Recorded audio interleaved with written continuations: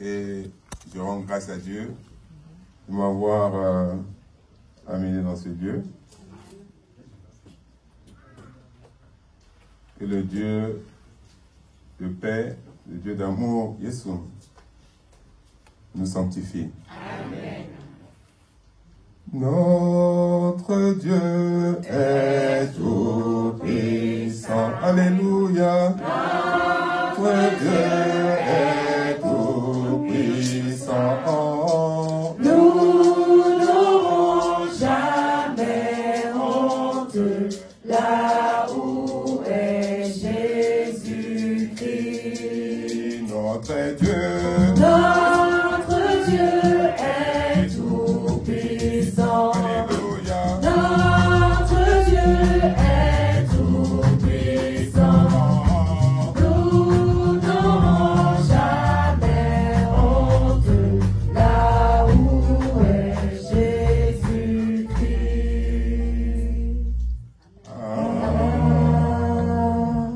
Amen. On peut s'asseoir. Que Dieu nous bénisse. Nous remercions d'abord les visionnaires. Ils ont fait 3 jours de jeûne et prière. Et je rends grâce à Dieu qui les a assistés et qui les a parlé aussi, qui a renouvelé leurs dons et qui continue à faire l'œuvre de Dieu. C'est ce que le Seigneur nous demande. Parce que j'ai vu aussi qu'il y a un grand programme à travers les prophètes de l'Église de France, l'unité de l'Église. Donc on va prier. Déjà, l'unité est en train de se faire au Bénin. Et là encore, le chargé a eu cette grâce, cette privilège de créer encore cette unité, de reformer encore les prophètes. Parce que sans les prophètes, l'Église ne peut pas avancer. Et nous savons que quand Dieu a assisté notre papa au chauffard, la première des choses, parce que c'est les prophètes qui font l'Église aussi. Il y a la parole de Dieu, mais il y a la prophétie. Que Dieu nous soutienne. Et le thème de culte d'aujourd'hui, de la semaine, qui a été dans la souffrance. Si quelqu'un peut me rappeler ça, dans la souffrance, on fait quoi? Dans la souffrance, on doit garder l'intégrité de la foi. On doit garder l'intégrité de la foi. Donc Dieu nous demande, dans la souffrance, on doit garder l'intégrité de la foi. Et à la suite, dit quoi? Qui conduit à la bénédiction. Donc, dans la souffrance, on doit garder l'intégrité de la foi qui conduit à la bénédiction. Et nous savons que dans la vie d'un homme, on passe beaucoup de moments difficiles. Et que quand un homme souffre dans sa chair, il est perdu, il est troublé. Mais Dieu nous rappelle dans la Sainte Écriture, dans Éphésiens 6, verset 13, il nous dit quoi? Avant qu'on rentre dans la lecture, Éphésiens 6, verset 13 nous dit quoi? C'est pourquoi? Il dit, c'est pourquoi? Prenez toutes les armes de Dieu. C'est-à-dire, Dieu nous dit, Dieu nous rappelle, il dit, c'est pourquoi un homme, un chrétien, que tu sois chrétien ou sois pas chrétien, mais quand tu acceptes Jésus-Christ, tu dois prendre toutes ces armes, les armes de Dieu, afin de faire quoi? Afin de pouvoir résister dans le mauvais jour. Afin de pouvoir résister dans les mauvais jours. Oui. Et tenir ferme après avoir tout surmonté. Et tenir ferme après avoir tout surmonté. Que Dieu te bénisse, mon Dieu aussi. Amen. On doit prendre toutes les armes de Dieu, parce que Dieu, lui, il sait que dans la vie d'un homme, un homme doit passer les moments difficiles. Mais pendant que tu passes les moments difficiles, si tu es intègre, parce que là, on parle de l'intégrité. Dans la souffrance, si tu es intègre, Dieu va faire quelque chose pour toi. Mais cette intégrité-là doit passer ici par la foi. Si tu es intègre, parce que beaucoup se disent intègres, mais quand on voit leurs actions, ça ne flirte pas l'image d'un homme intègre. Ils n'ont pas la vérité en soi. Ils jugent les hommes, les autres par apparence, par favoritisme.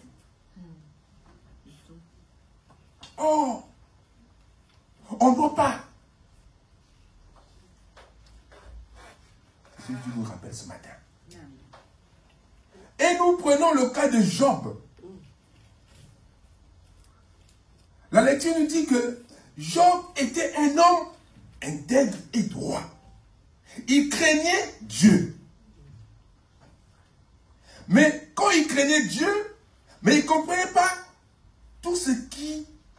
Et puis, comme il avait la crainte de Dieu, il avait les enfants, même quand les enfants partaient en boîte, faisaient des fêtes, et quand ils revenaient, il a dit peut-être que mes enfants ont commis quelque chose de pas bien, donc il est sanctifié. Vous voyez cette genre d'intégrité qu'il avait lui. Il sanctifiait ses enfants. Il prenait le devant. Et quand il faisait comme ça, Dieu prenait encore plaisir. Mais il arrive un truc où il y a eu cohabitation entre Dieu et Satan. Parce que cette discussion-là entre c'est pour nous dire que ce que nous vivons, ce que la Bible nous enseigne, parce que souvent peut-être qu'on ne prend pas trop la parole de Dieu au sérieux. Parce que l'Éternel, il voit Satan. Il se dit, mais d'où viens-tu, Satan? Il dit, mais j'étais en train de me promener. Et c'est Dieu qui lui dit, est-ce que tu as pu regarder mon serviteur Job? Il me dit, mais Satan lui dit, mais parce que tu l'avais béni, parce que tu as mis ta main sur lui. Mais prends d'abord ce que tu lui as donné. Parce que Job, comme il était intègre et droit, il craignait Dieu, il avait toutes les bénédictions nécessaires. Il avait tout ce qu'il faut. Et Satan lui dit, Dieu lui dit,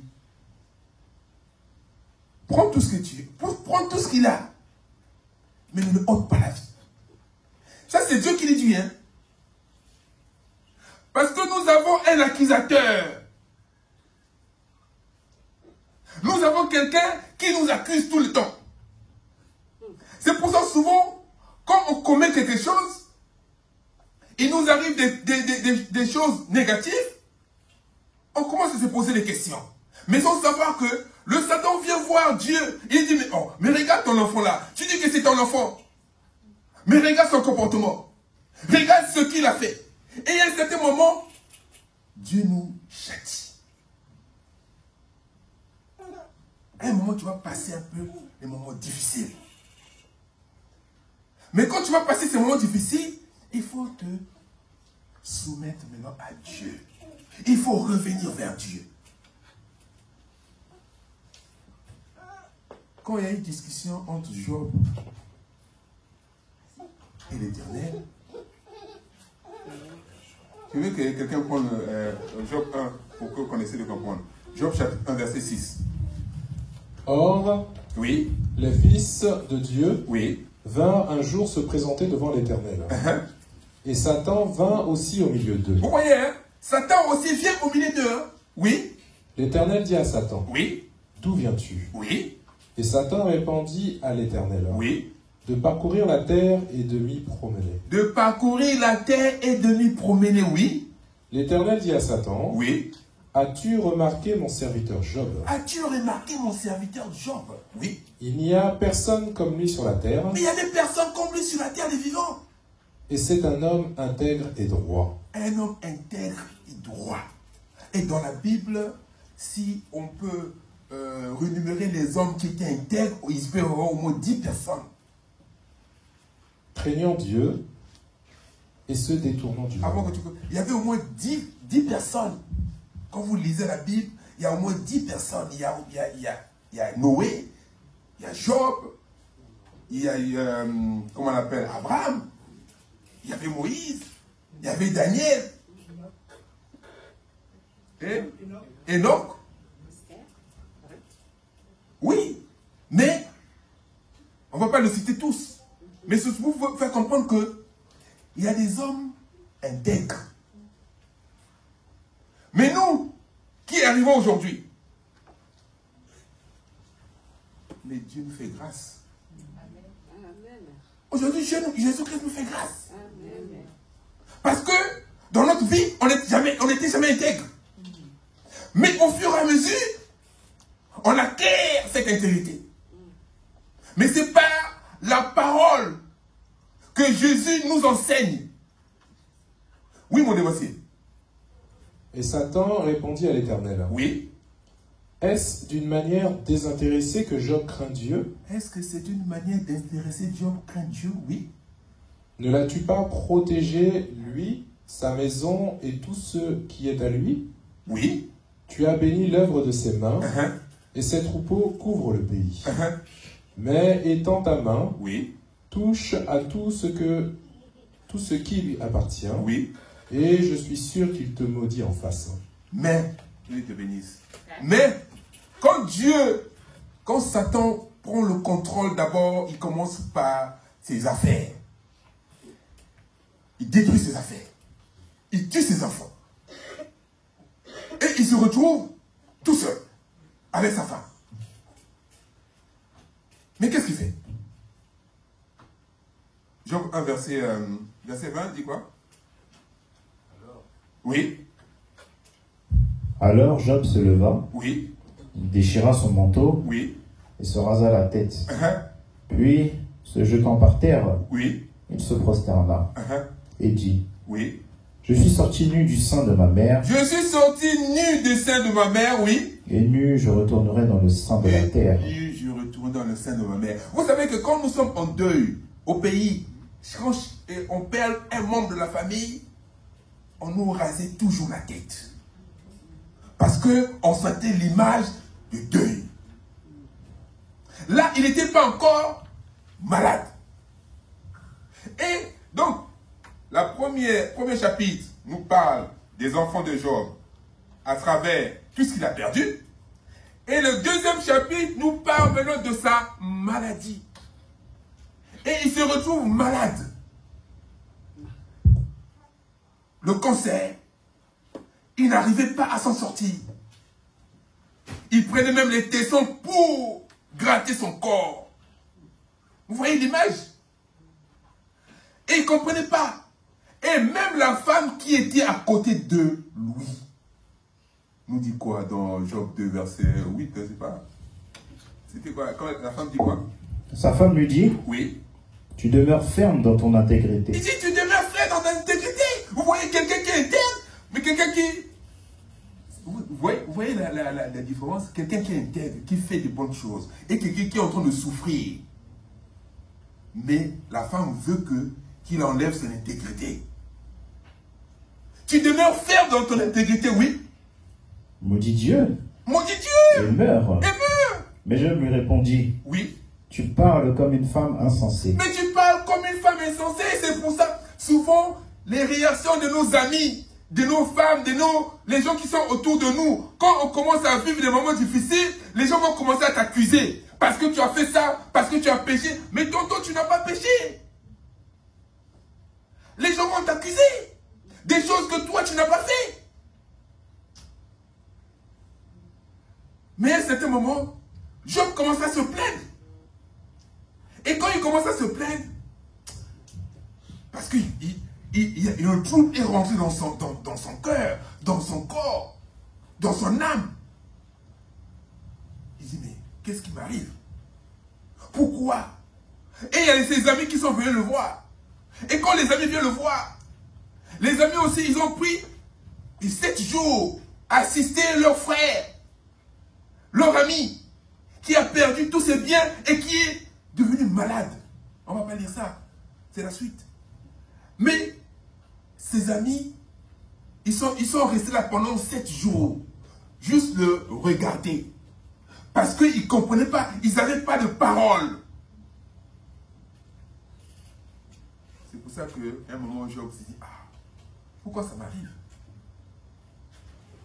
Dans le Job 3, verset 25, on dit quoi? Ce que je crains,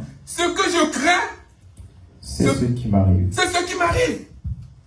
Ce que je redoute, c'est ça, non? Ce que je redoute. Ce que je redoute, c'est ce qui m'atteint. Oui, tant que, oui, continue. Je n'ai ni tranquillité. Je n'ai ni tranquillité. Donc, lui, il commençait à se plaindre aussi. Il se posait des questions. Ce qui m'atteint, ce qui m'arrive, ce que je crains. Ce que je crains, c'est ce qui m'arrive. Ce que je redoute, c'est ce qui m'atteint. Je n'ai ni tranquillité, oui. Ni paix. Ni paix. Ni repos. Ni repos. Et le trouble s'est emparé de moi. Le trouble s'est emparé de lui. Parce que, il y a le trouble. Vous savez, chacun de nous, il y a un moment, il passe des moments difficiles.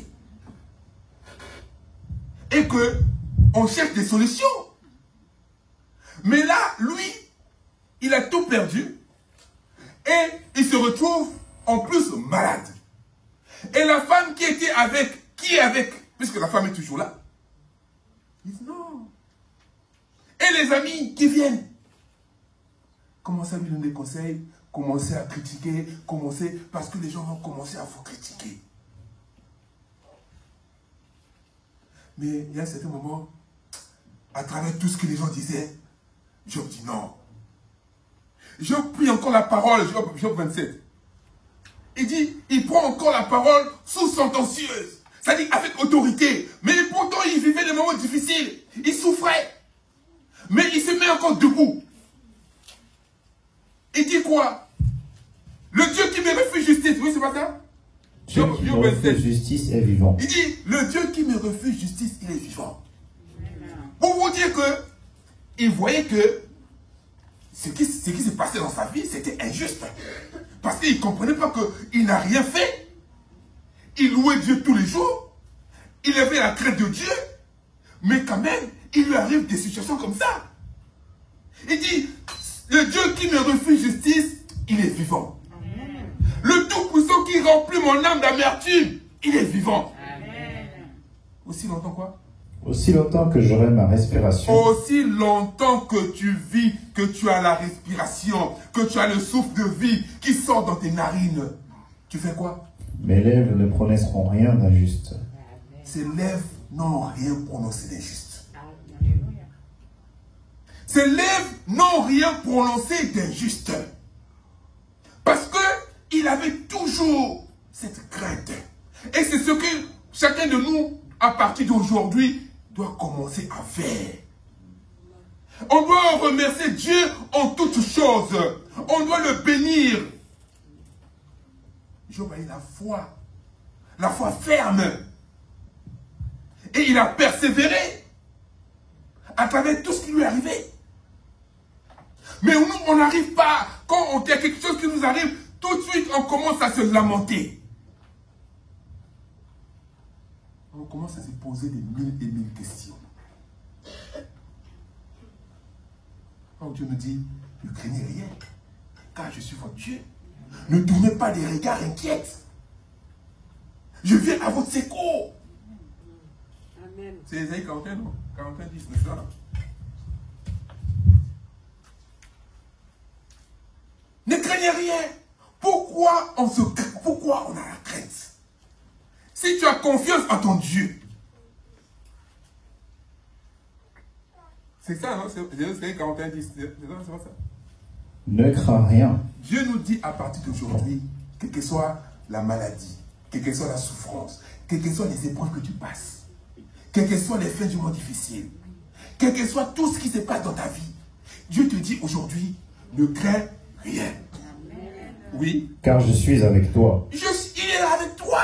Il est avec nous. Jésus-Christ est avec nous. Vous savez que Jésus est plus proche de toi que l'air que tu respires. Parce qu'il est dans ton cœur.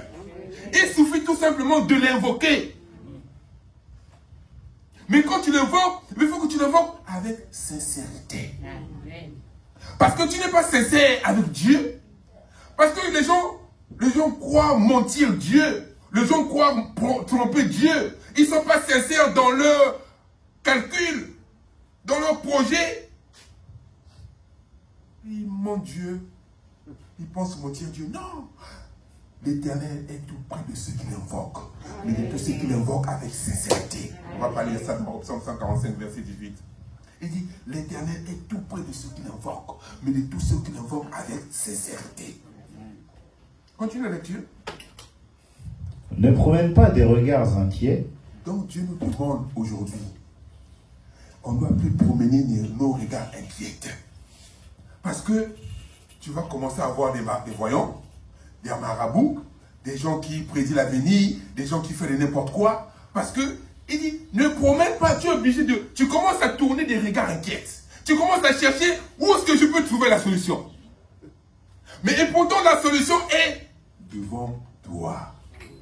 Mais il suffit tout simplement d'invoquer l'Éternel. Et lui, il va rétablir. Vous voyez comment il a rétabli Job? Dieu a rétabli Job. Il lui a donné encore beaucoup plus de bénédictions. Même la femme qu'il avait dit, maudit Dieu. Mais c'est la même femme, il a encore refait des enfants. Parce qu'il n'a pas changé de femme. Dans la Bible, on n'a pas entendu que Job avait changé de femme. Si vous lisez bien la Bible. Moi, personnellement, depuis que j'ai lu la Bible, on m'a jamais dit que Job avait changé de femme. On a eu qu'il a eu d'autres enfants. Mais avec la même femme. Pour nous dire que même la personne qui parlait mal de Dieu, il a réfléchi. Job 42, à partir du verset 5. Après que l'Éternel eut adressé ces paroles à Job, Oui. il dit à Eliphaz de Théman, ma colère est enflammée contre toi La colère est enflammée, oui. et contre tes deux amis, parce que vous n'avez pas parlé de moi avec droiture, Vous n'avez pas parlé de moi avec droiture. Oui. comme l'a fait mon serviteur Job. Vous voyez que quand tu viens donner des conseils, quand tu viens voir ton frère qui souffre, il faut trouver des mots justes. Il faut lui ramener à la paix. C'est-à-dire, ne cherche pas à l'accuser encore, de l'accabler. Cherche des paroles réconfortantes qui vont la réconforter. Oui. Prenez maintenant 7 taureaux Oui. et 7 béliers. Allez auprès de mon serviteur Job Oui. et offrez pour vous un holocauste. Job, mon serviteur, Oui. priera pour vous, Oui. et c'est par égard par lui seul que je ne vous traiterai pas selon votre folie.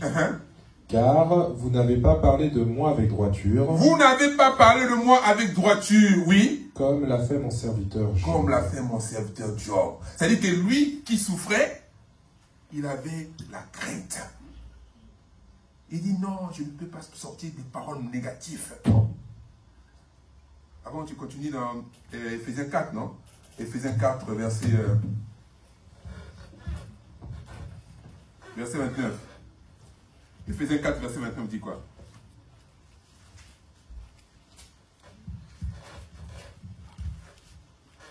Ephésiens 4. Qu'il ne sorte de votre bouche Qu'il aucune... ne sorte de notre bouche aucune parole mauvaise. Souvenez bien. Qu'il ne sorte de notre bouche aucune parole mauvaise. Parce que les amis qui étaient autour de lui, ils commençaient à sortir des paroles mauvaises. Qu'il ne sorte de votre bouche aucune parole mauvaise, mais Mais s'il y a lieu, quelques bonnes paroles qui servent à l'édification, vous voyez que quelques bonnes, quand tu vois ton frère ou ta soeur ou ton ami ou ton enfant a un souci particulier, mais tu dois lui sortir des paroles douces, des paroles qui vont édifier. Parce que si tu sors des paroles qui n'édifient pas, ça ne peut pas communiquer une grâce. Qu'il ne sorte de votre bouche aucune parole mauvaise, mais qu'il y ait lieu quelques bonnes paroles qui servent à l'édification et qui communiquent une grâce à ceux qui l'entendent. Vous voyez que tout ce que je suis en train de vous dire ce matin, ça y est en train de nous édifier. Et que quand quelqu'un nous édifie, ça communique tout de suite une grâce à ceux qui l'entendent. C'est ce que chacun de nous doit prendre conscience dans la vie de tous les jours. Ça ne sert à rien de crier. Ça ne sert à rien de se sortir des choses qui en fait la colère n'avance pas les choses. C'est pas moi qui le dis, hein? C'est la Bible qui le dit. Parce que les anciens, ils ont eu l'expérience de ça. C'est pour ça que nous, on nous donne un exemple.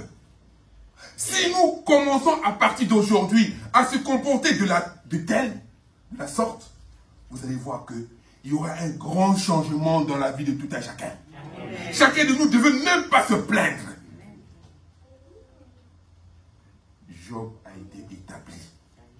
Il a eu encore des enfants. Il est resté pendant des années. Il a vu les enfants et les petits-enfants. Et ses amis, ils sont venus avec les actions de grâce. Et quand ils sont venus avec les actions de grâce, Job a prié pour eux. Et eux aussi, leur vie a changé. La deuxième lecture nous parle de quoi? La deuxième lecture nous parle de la seconde mort. Vous savez que il y a deux morts. Il y a la mort physique que tout le monde doit passer. Ça, c'est obligatoire. Cette mort-là, chacun doit y passer. Parce que c'est la séparation du corps et de l'âme. Quand tu meurs, c'est le corps qu'on va enterrer. Mais l'âme, il va vers le Père. Maintenant, la deuxième mort, si nous voulons éviter maintenant la deuxième mort, c'est ça qui est le plus important aujourd'hui parmi nous les chrétiens. Il faut accepter Jésus-Christ. Il faut accepter Jésus-Christ à travers la foi. Parce que quand tu n'as pas de foi, tu ne peux pas avancer. Le verset, la deuxième lecture, verset 11, ou 10, ou 11, c'est 11 qui dit quoi? Je connais ton affliction Oui. et ta pauvreté, bien que tu sois riche. Oui. Et les calomnies de la part de ceux qui se disent juifs. Vous voyez, Dieu connaît les afflictions de tout un chacun. Il connaissait les afflictions de Job. Il savait que, à travers lui, vous savez, si Dieu a voulu que c'est ça Job qui passe cette épreuve, parce qu'il connaissait jusqu'à quel niveau il devait y arriver. Jusqu'à quel niveau? 1 Corinthiens, avant que tu continues, 1 Corinthiens 13, verset 10. Yes ou 1 Corinthiens 13, verset 10. Mais, oui. Quand ce qui est parfait sera venu. C'est 1 Corinthiens 10, 13, c'est ça? 1 Corinthiens 10, 13. Aucune tentation. Il dit, aucune tentation ne vous est survenue. Ne nous est survenue qui n'a été humaine. Parce que Dieu savait que la tentation que Job subissait, il savait que il devait C'est-à-dire que les tentations d'abord qui nous arrivent dans la vie, c'est humain, c'est normal. Quand tu arrives dans un moment de tentation, ça c'est normal. Parce que c'est Dieu qui veut ça. C'est humain. Oui, continue. Et Dieu qui est fidèle. Et puis là, il dit, aucune tentation nous est survenue qui n'a été humaine. Mais Dieu qui est fidèle. Vous voyez, là on parle de la fidélité. Dieu qui est fidèle. Est-ce que nous sommes fidèles à Dieu? Que Dieu nous bénisse. Amen. Il dit, Dieu qui est fidèle, il ne permettra pas que quoi? Vous soyez tentés au-delà de vos forces. Vous voyez, Dieu qui est fidèle, il ne veut pas que nous soyons tentés au-delà de nos forces. Mais dans la tentation, il fait quoi? Il préparera aussi le moyen d'en sortir afin que vous puissiez la supporter. Mais dans la tentation, il préparera aussi le moyen d'en sortir afin que nous puissions la supporter. Donc, quand on va t'emprisonner pendant 10 jours, Dieu lui sait qu'il est fidèle. Job a été fidèle. Et il va te donner les épreuves que toi tu dois supporter. Il ne peut pas te donner les épreuves que toi tu ne peux pas supporter. Ouais, Dieu est injuste. Oh, Dieu n'aime pas. Oh, si c'est comme ça. Mais parce que tu n'es pas assez fidèle à Dieu. Parce que tu n'écoutes pas ou tu ne respectes pas vraiment ce que Dieu te dit. Parce que quand Dieu te dit quelque chose, parce qu'il sait pourquoi il te dit ça. Il y a un certain moment, vous savez, quand on rentre dans l'église, Dieu nous parle tous les jours. Et quand il va te parler, à un moment, il ne va plus te parler. Mais c'est à toi de ce que tu avais reçu. Et c'est à un moment que tu vas commencer à mettre ça en pratique. Et quand tu vas mettre ça en pratique, tu vas voir que Dieu maintenant va continuer encore à te donner encore d'autres choses. Mais si tu ne mets pas en pratique, parce que quand Dieu rejette quelqu'un, il te rejette. Hein. Il ne va plus te parler. Hein. Chacun de nous doit savoir. Aucune tentation qui nous est souvenue qui n'a été humaine. Mais Dieu qui est fidèle, il ne permettra pas que nous soyons tentés au-delà de nos forces. Mais dans la tentation, il nous donnera aussi le moyen de s'en sortir. Amen. Afin de pouvoir le supporter. Amen. Jacques 1, verset 12. Non? Jacques 1, verset 12. Yesou. Heureux l'homme qui supporte patiemment la tentation. Heureux l'homme qui supporte patiemment la tentation. Heureux l'homme. Dieu nous dit, heureux l'homme qui supporte patiemment la tentation. Après avoir été éprouvé. Parce que quand tu es à la tentation, les tentations ou les épreuves. Heureux l'homme qui supporte patiemment les tentations ou les épreuves. Après avoir éprouvé, il fait quoi? Il recevra la couronne de vie. Après avoir été éprouvé, il recevra la couronne de vie. Amen. Que le Seigneur a promise à ceux qui l'aiment. Mais est-ce que vraiment nous aimons Dieu? Est-ce que vraiment nous aimons Dieu? Oui. La preuve d'amour. Dieu veut une preuve d'amour. C'est quoi la preuve d'amour? Quelle preuve d'amour qu'on peut lui donner? Il a besoin d'une preuve d'amour. Jean 14, 15, non? Il dit si vous m'aimez, ça c'est une preuve d'amour. Si vous m'aimez, faites quoi?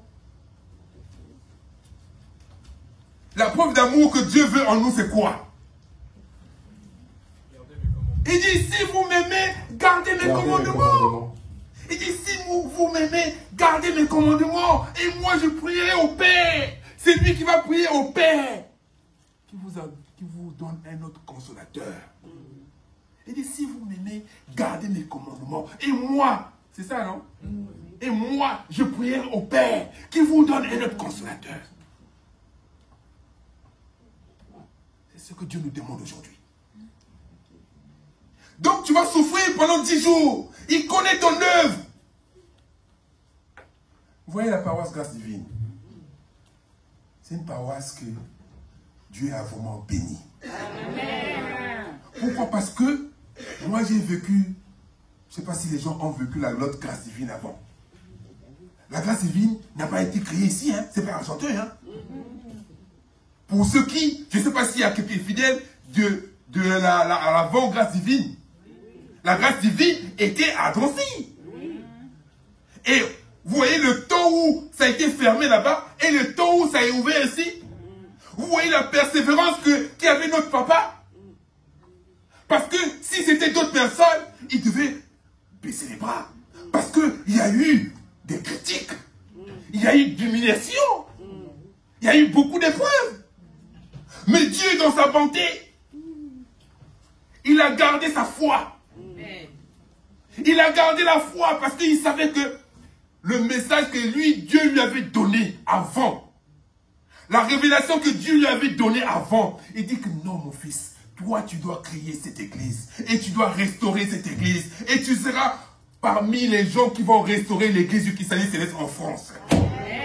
Mais lui, il a cru en cette révélation. Il a persévéré. Qui ne l'a pas critiqué? Mais il a été humilié. Mais Dieu, qui est Dieu de bonté, l'a renouvelé. Amen.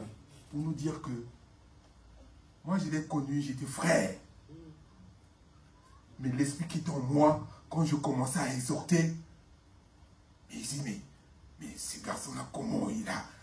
Mais parce que, quand l'Esprit de Dieu est avec toi, quand Dieu t'appelle, quand Dieu te choisit, il va te façonner. Et il va t'élever. Mais il y a un moment où tu vas passer, où il y a, comme on dit, l'histoire de Job, l'histoire de jalousie, l'histoire de les gens qui ne veulent pas que tu évolues. C'est-à-dire que les gens voient ton évolution, mais ils veulent le bloquer. Mais tant que c'est Dieu qui t'a mis là-dedans, ça va arriver. Amen. Donc chacun de nous, si nous ne voulons pas avoir cette deuxième mort, qu'on passe de l'autre côté, il faut qu'on croie en Dieu. Amen. Et qu'on marche selon sa parole. Amen. Et que le Dieu de paix. Vous voyez, Jésus-Christ, on va pas, je ne sais pas s'il a dépassé le temps. Il y a combien de temps déjà maintenant? Jésus-Christ, comment on appelle Matthieu 25, verset 31, quand on parle de séparation, qui peut me prouver ça? Matthieu 25, hein? Lorsque le Fils de l'homme viendra dans sa gloire. Lorsque le Fils de l'homme viendra. Parce que là, on parle par rapport à la deuxième mort. Oui. Avec tous les anges. Oui. Il s'assiera sur le trône de sa gloire. Oui. Toutes les nations seront assemblées devant lui. Toutes les nations seront assemblées devant lui, oui. Il séparera les uns des autres. Il va séparer les uns et les autres. Oui. Comme le berger sépare les brebis d'avec les boucs. Et il mettra les brebis à sa droite. Il mettra les brebis à sa droite. Et les boucs à sa gauche. Et les boucs à sa gauche. Oui. Alors, le roi dira à ceux qui seront à sa droite. Venez, vous qui êtes bénis de mon Père. Venez, vous qui êtes bénis de mon Père. Parce qu'eux, ils ont accepté Jésus-Christ. Ils ont cru en lui. À tous ceux qui l'ont reçu, à tous ceux qui croient en son nom, il leur a donné le pouvoir de devenir enfants de Dieu. Amen. Donc Dieu nous donne ce pouvoir. Que Dieu te bénisse, papa. Amen. Donc il va séparer les bergers. Chacun de nous doit se prendre conscience de la vie que nous vivons actuellement. Nous sommes dans le temps de la fin. Mais ce temps-là, le jour J, personne ne connaît. Matthieu 24, 36, non? On va finir par ça. Matthieu 24, 36 nous dit quoi? Pour ce qui est du jour. Pour ce qui est du jour, ni de l'heure. Il dit, pour ce qui est du jour, ni de l'heure. Personne ne le sait. Personne ne le sait. Ni les anges des cieux. Ni les anges des cieux. Ni le Fils. Ni le Fils. Mais le Père seul. Le seul Père seul. Pour ce qui est du jour et de l'heure. Personne ne le sait. Le jour que Dieu va t'appeler, si tu n'es pas prêt, et tu vas se retrouver comme le Lazare et le riche. Quand ils sont arrivés là-bas, ils voient maintenant Abraham est de l'autre côté là-bas. Et toi, tu commences à te dire, mais Mais Abraham, dis à Lazare d'aller même là-bas, de l'autre côté, là-bas, pour annoncer, pour dire à mes frères, parce que j'ai 5 frères. Il dit quoi? Non. Mais il y a déjà des prédicateurs, il y a des prophètes qui sont déjà là-bas. Vous pensez que si un mot ressuscite, il va annoncer la parole, les gens vont le croire? Non. Si ton cœur est dur, quelle que soit la nouvelle qu'on va t'annoncer, tu ne vas pas y croire. Donc chacun de nous doit revenir vers Dieu. Amen. Et mettre les paroles de Dieu en pratique. Au nom de Jésus. Amen. Amen. Amen.